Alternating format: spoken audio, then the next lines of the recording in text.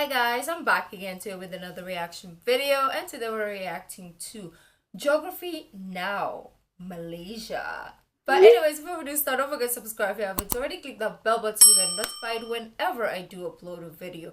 Before I started this video, I was going through Instagram and I don't know, but for some reason um I just saw a message from one of the members of Floor 88. Oh, he just saw it. He's seen it. He saw my reply. And he sent me the message like 3 months ago, like July on my birthday. And I just replied to him now on October. I am so mad. I don't know why I just saw it, but he's verified. Floor 88 is famous, they are verified, and why is it that I didn't see their message? Oh my god, I feel so bad. And also, I feel so bad. And even my reply was not even great. Oh, I'm just the worst human being ever. But anyways, let's see what this video is all about. Oh my god, he's on my video. I'm not on my video, but my reply, so I'm kind of like just seen Zoom please for like a year. Okay, anyways, let's check this out. Well, here we go. Ever since I made the Indonesia episode, you have no idea how many Malaysians were like, okay, now that you did our cousins episode, do not mess with ours. oh, don't worry, Malaysia. Oh, why? Was Indonesia's bad or what? I want to react to that after, I guess. Yeah. And here to reassure you, I made you some nasi goreng. Why is that wrong? I don't know. Hey everybody, I'm your host Barbs. How refreshing. We are back in Southeast Asia, and today, after Brunei, East Timor, Indonesia, we are doing the last country in the Nusantara archipelago, Malaysia. Ahem. Oh, sorry, didn't see you there, Singapore. You're so small. So what do the Malaysians bring to the table that the others don't? Well, let's find out in the first segment. Cue transition. Now this is going to be really fun because Malaysia's land has so many unique twists and turns, and explaining it, it's kind of like doing a Rubik's Cube blindfolded, right, Ken? But he did it. Right, totally. Yeah. You got it? I don't know, did I? You got it. First of all, Malaysia is located in Southeast Asia, divided into two main parts. Peninsular Malaysia, where about 40% of land, which also has the southernmost tip of mainland Asia, Tanjung Piai, while East Malaysia, or Malaysian Borneo, takes about 60% of the country's land on the island of Borneo, making it one of the only two islands shared by three nations along with Cyprus. If you want to be technical, Cyprus kind of has four, including the UN buffer zone, but you get the point. Just watch the Cyprus episode. Keep in mind, about 80% of the population lives on the peninsula, while only about 20% live on Malaysian Borneo. In addition, the country has over 870 islands off its shores, the state of Sabah having the most with nearly 400, the largest one being Bangi Island. However, the island of Sebatik is a little bigger, but the island is split in half with Indonesia in the south. Also, they have a little bit of a dispute with the Philippines in the east. The country is divided into 13 states and 3 federal territories, Putrajaya Labuan, with the capital Kuala Lumpur. However, due to overcrowding, almost all the government ministries and administrative offices were moved to Putrajaya in 1999. After Kuala Lumpur, the next largest cities are Georgetown on Penang Island and Ipoh. The busiest airports are Kuala Lumpur International, Kota Kinabalu, and Penang Internationals. That is the thing. Of course you're going to take Kuala Lumpur, right? I don't know. I'm assuming. If Malaysia lies under the South China Sea. main. If you don't know anything about this place, and if you didn't watch the Brunei episode, it basically goes like this. Oh my god, like how many countries are fighting? I mean, Brunei episode, it basically goes like this. so we have Malaysia, China, Brunei, Philippines. What is that? I don't know. But yeah, fighting over islands. I know Philippines and China were fighting over this land, which probably China took already. I didn't know about Malaysia and Philippines like arguing about a land somewhere there. Basically, every country in this area wants a piece of these things called the Spratly Islands. Today, Malaysia has claim to about 11 of them, and the most notable one being Layang, which they built an airbase on. Now, you might notice that it's interesting how these two small entities, Singapore and Brunei, got mixed up into this whole region. Well, when it came to Brunei, it kind of went down like this. Welcome to the Malaysia Agreement. Sultans, please sign the paper saying you'd like to be part of Malaysia. Wait, I have to give up that? and I'd have to lose control of what? Oh, hell no. As for Singapore, it was more like, Hey, Malaysia, you just got free from British rule. Let's join up. Make sense? Yeah, we are now one country. you have too many Chinese people, and you're gonna waste my money. Yeah, well, you only did privilege to the Malay. You know what? You're out of the club. Yeah, fine. You know, whatever. I quit. One day, you know what? I'm gonna make something of myself. Okay.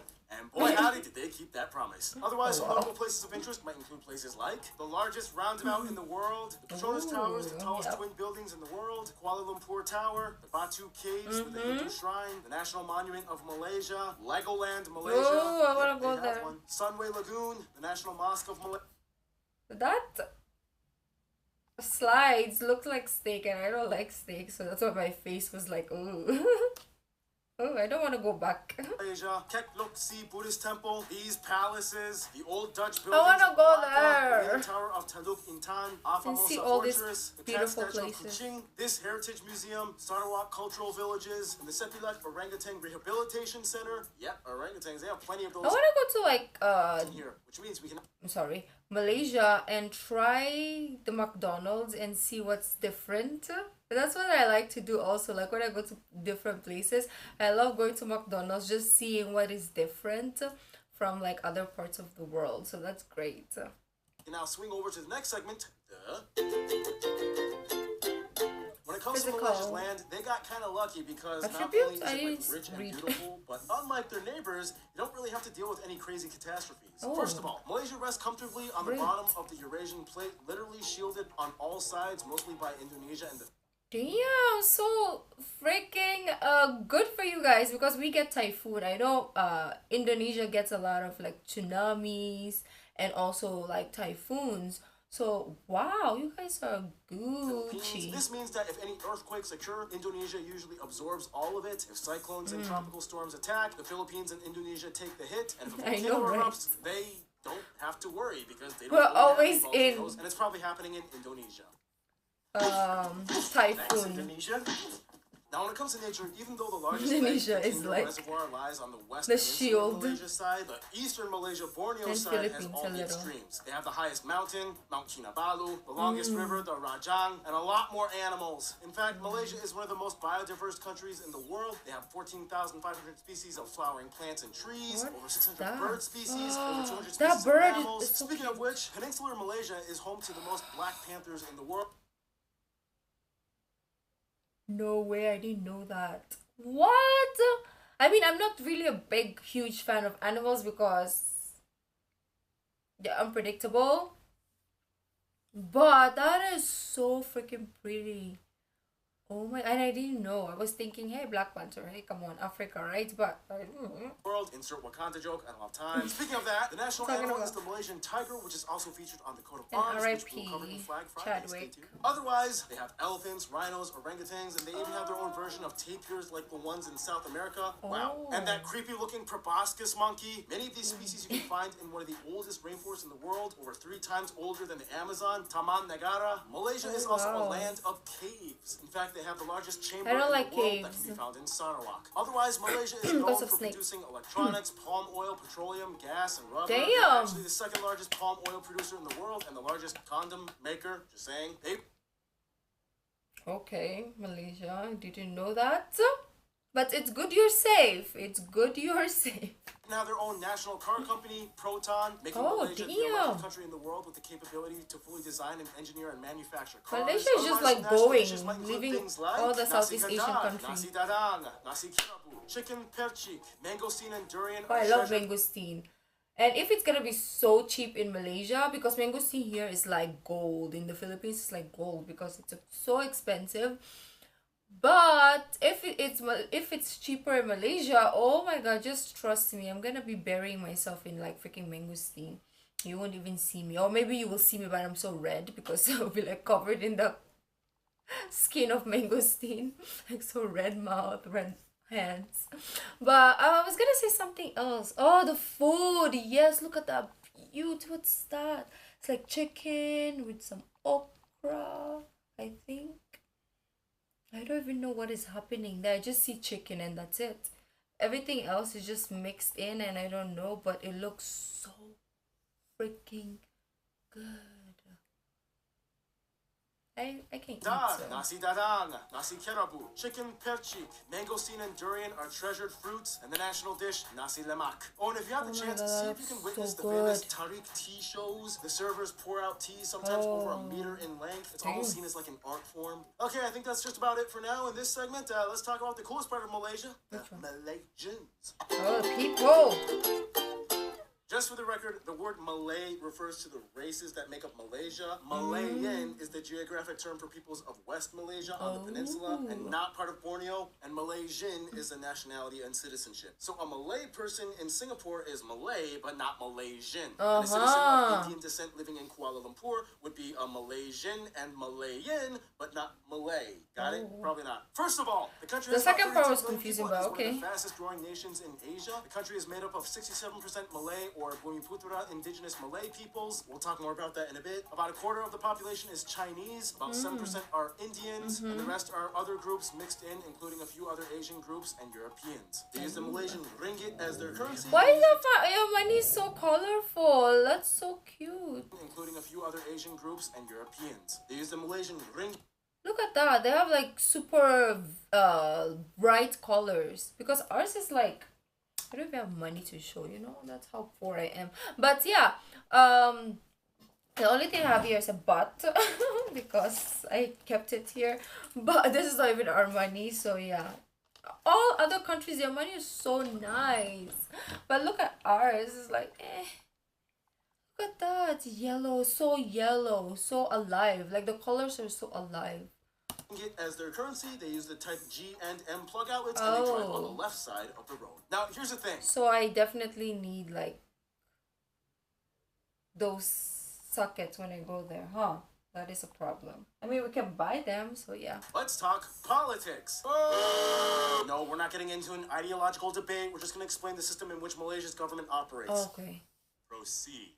Malaysia is one of the few monarchies in the world. However, it's not a monarchy in the conventional sense because they kind of have 9 kings-ish. These 9 states each have a royal leader known as a sultan, and every 5 years they rotate to allow one of the 9 sultans to rule as head king, known as the Yanti Petuang Agong. That means that technically, if you were a boy and your dad just finished being king for his 5-year term, you could be the next one, but you would have to wait at least 40 years for it to happen. You know, since 8 other kings would have to be king before you. Yeah, I know, it's like, oh, what the? There's a lot more that goes into it, but that's kind of like the basic underline. They are the only country that does this. I mean, the closest thing would be maybe the Comoros with that rotating president thing, but it's nowhere near as complex as this. Nonetheless, the royals are held under a constitution that limits their power mostly to cultural and religious affairs, as well as appointing certain leaders and so on. Most of the government activity is held and controlled by the prime minister and the parliament. Which brings us to the most recent controversy, the 2018 election. This effectively changed everything, as for the first time since 1957, the BN party was voted out and the new PKR party took over. And it was actually a peaceful transition. We really don't have a lot of time to talk about it, but it's really interesting. I'm like confused, but okay. Talk to a Malaysian person if you want to know more about it. It was like a huge deal for the country. Anyway, the country has 2 official recognized languages, Malay and English. They were once a British territory, so it kind of makes sense. It's taught from elementary school. Malay so is the English is British then? Indonesian. Both countries can generally because I started. Obviously, I didn't grow up in the Philippines, but when I started learning English or becoming an English speaker, I learned British English. So when I moved to the Philippines, which is English, I mean like American English, it was so confusing. So I'm wondering if Malaysia uses like the British English, which is like different spelling and then even pronunciation. Understand each other. I explained this a bit in the Indonesia episode. For Malay, the words are easy to read, but the problem is the intonation. For example, the word for slowly, I believe, is perlahan, not perlahan. It's like you just have to know how these things work. Nonetheless, about half of the population is mostly fluent in 3 languages, adding their mother tongue, especially if they're part of the Chinese and Indian minority groups. And they are allowed to take vernacular schools that teach in these languages, just like Singapore. Which brings to culture. In Malaysia, the population is quite diverse. You have a lot of Chinese, known as the Peranakan Chinese, that have existed there since the 15th century. They have a unique Chinese-Malay culture with a touch of European influence. The Indian community is mostly Tamil and Telugu-speaking South Dravidian Indian groups that were brought over during the British colonial years. Then, of course, you have the largest people group, the ethnic Malays, or or the Bumiputra, as well as the Orang Asal, whom are like the really indigenous ethnic Malays that make up the majority of the population in East Malaysia on Borneo. Sometimes these two people groups are collectively joined together under the term Malay, although some might disagree. But either way, these two groups kind of steer the direction in terms of what constitutes Malay culture. Oh, and don't even get started on the Bajau people that live on these structures in the middle of the ocean for most of their lives, and they've adapted to hold their breath for like 15 minutes underwater. Yeah, those people are cool. Another thing I really want to highlight is that sometimes Indonesians do kind of accuse Malaysians of stealing their culture because a lot of Malaysians are descended from Sumatra. Faith-wise, Malaysia is also quite diverse. Although the country's official religion is Islam, it's a multi-confessional nation. Buddhists are mostly from the Chinese community, Hindus for the Indians, Christians from all races. Numerous temples, mosques, and shrines and churches are found all over. Malay culture is defined by a number of aspects. For one, the clothing. Remember a couple months ago that guy from Malaysia, Kamarul, sent me the Malay hat, the Tengkolok? So I forgot to bring this on set when we were filming, but I still have the hat and I love it, and I told you I would wear it in the episode. So here I am, I'm wearing it in the Malaysia episode. Thank you so much, man. I asked some of you guys, the Malaysian geographies, what you would like me to highlight in terms of Malay culture, and some things you said included things like the performing arts such as joget dancing and makyong theater, traditional shadow puppetry, silat martial arts, songket weaving, the traditional steep roof and sharp buttress architecture. Wow, look at the gamelan architecture. music. It's so freaking like crisp. It's like so detailed and defined. Like the finish, like you can't even see one single thing out of place. Steep roof and sharp. Look at that. So perfect. I love that. Like it's very high raised because maybe because of floods or something like that. I'm not too sure how the architecture came to be, but I'm guessing because in the Philippines we also have those kind of like houses that are raised because of floods and stuff like that. Wow. Buttress architecture, gamelan music. Speaking of which, history time. We don't have enough time to go too far into it, but in the quickest way I can put it, Hindu kingdoms, Buddhist kingdoms, Islamic Sultanate, Portuguese came in, Dutch came in, British came in and made the White Raja period, which made things interesting. World War II, Japanese came in, British came in again, independence. Okay, very quickly just to cut, this is the part where I totally forgot to mention all the cool stuff that happened in the 60s. It's how they got those two states in Borneo. We'll explain more on Flag/Fan Friday, so stay tuned. Economic restructuring and industry boom, 2018 vote for the new prime minister, and here we are today. All right, some notable people that you guys, the Malaysian geography, suggested that I should mention in this video might include people like Siti Nurhaliza, Lat, the cartoonist, Sheikh Muzaffar Shukor, P. Ramli, Ziavi, Hang Tua, Enrique of Malacca, Michelle Yeoh, Tony Fernandez, So Michelle Yeoh is Malaysian?